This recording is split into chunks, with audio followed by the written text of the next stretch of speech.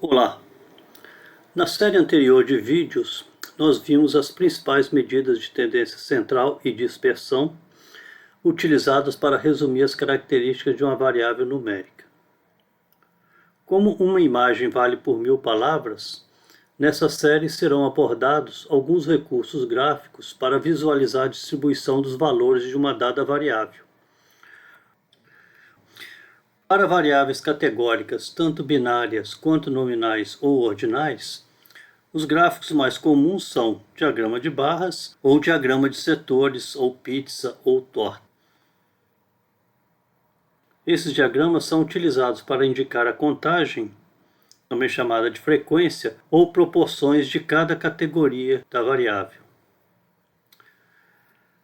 Para variáveis numéricas, vamos abordar o box plot, em português diagrama de caixa, o histograma, o diagrama de pontos, ou strip chart, e o diagrama de dispersão, ou espalhamento.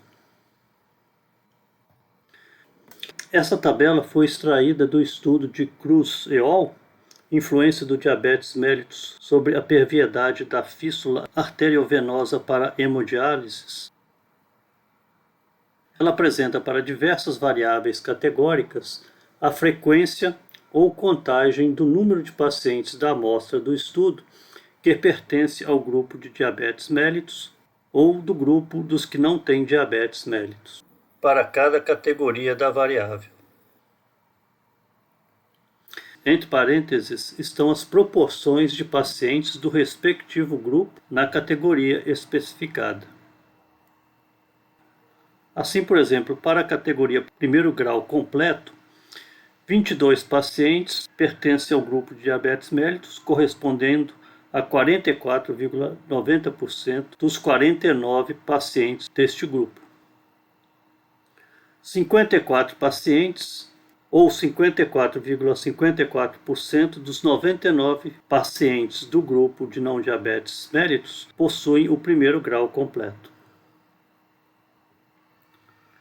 Observe que os percentuais apresentados nessa tabela são obtidos a partir do total de cada grupo e não a partir do total de pacientes no estudo. Os diagramas mais utilizados para visualizar graficamente a distribuição das categorias de uma variável são o diagrama de barras ou diagrama de pizzas, também chamado diagrama de setores ou diagrama circular ou diagrama de torta. Vamos ver exemplos de diagramas de barras e de pizzas. Essa tabela é um dos resultados do estudo de Furuta et al., que consiste de um estudo clínico randomizado duplo cego em crianças com adenoide obstrutiva submetidas a tratamento homeopático. A evolução clínica dos pacientes foi idêntica para os dois grupos de tratamento, placebo e tratamento homeopático. 17 pacientes tiveram a condição inalterada nos dois grupos, um paciente sem ronco em cada grupo e 2 foram curados em cada grupo. O diagrama de barras apresentado nessa figura corresponde às frequências dessa tabela. Neste caso, as barras mostram as frequências do tratamento para cada categoria de desfecho clínico, inalterado, sem ronco ou curado. Uma outra maneira de apresentar o diagrama de barras seria mostrar as frequências dos desfechos clínicos por grupos de tratamento. Também a escala do eixo Y poderia mostrar os percentuais de frequência em cada categoria, e não a frequência ou contagem. Um outro resultado do estudo foi expresso em um diagrama de barras que mostra a frequência dos tratamentos em cada grupo de desfecho, porém considerando a avaliação nasofibroscópica.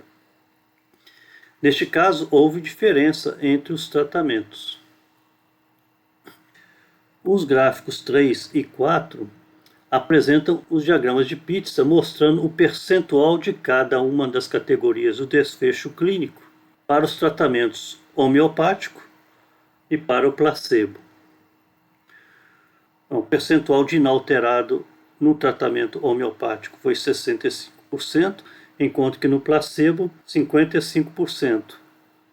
0% teve uma piora na homeopatia e 25% no placebo. E 35% teve uma melhoria no tratamento homeopático e 20% no placebo.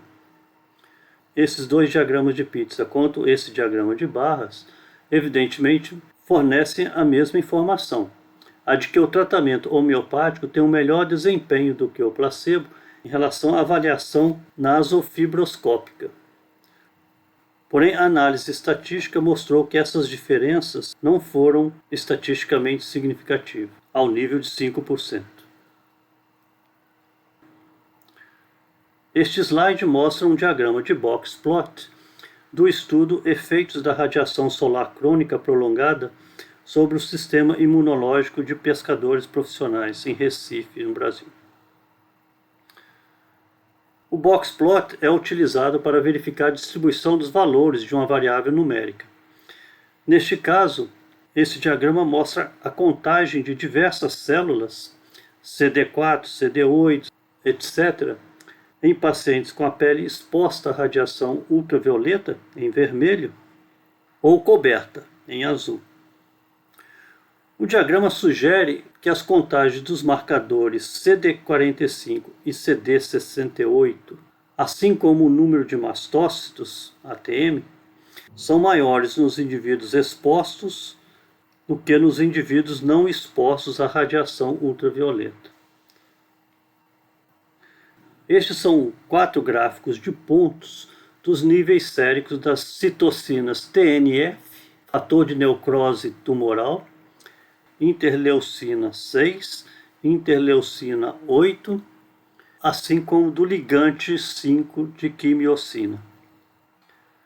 Para os seguintes grupos de pacientes: controles saudáveis, pacientes com DPOC e limitação do fluxo aéreo não reversível, e pacientes com DPOC e limitação ao fluxo aéreo parcialmente reversível. Esses diagramas foram obtidos do estudo de Queiroz et al., perfil inflamatório e imunológico em pacientes com DPOC, relação com a reversibilidade do VEF1. O diagrama de pontos também é utilizado para verificar a distribuição dos valores de uma variável numérica. Este slide mostra um diagrama de dispersão ou espalhamento da relação fração de ejeção do ventrículo esquerdo e relação neutrófilo-linfócito.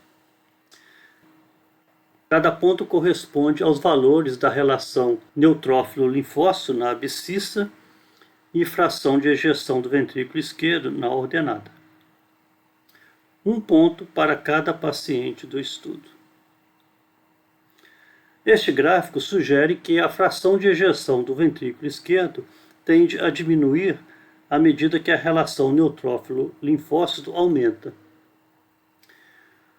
Os autores apresentaram no gráfico a reta que melhor se ajusta a estes pontos. Esse diagrama foi obtido do estudo de Dumas et al., relações neutrófilo-linfócito e plaqueta linfócito como preditores de insuficiência cardíaca. Nos próximos vídeos vamos entrar em mais detalhes desses diagramas e como podemos construí-los a partir do R-Commander. Vou utilizar o mesmo conjunto de dados que usamos para obter as medidas de tendência central e dispersão no R-Commander.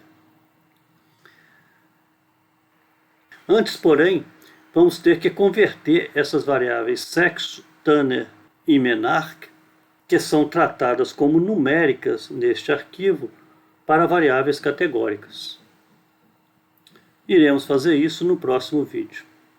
Até lá!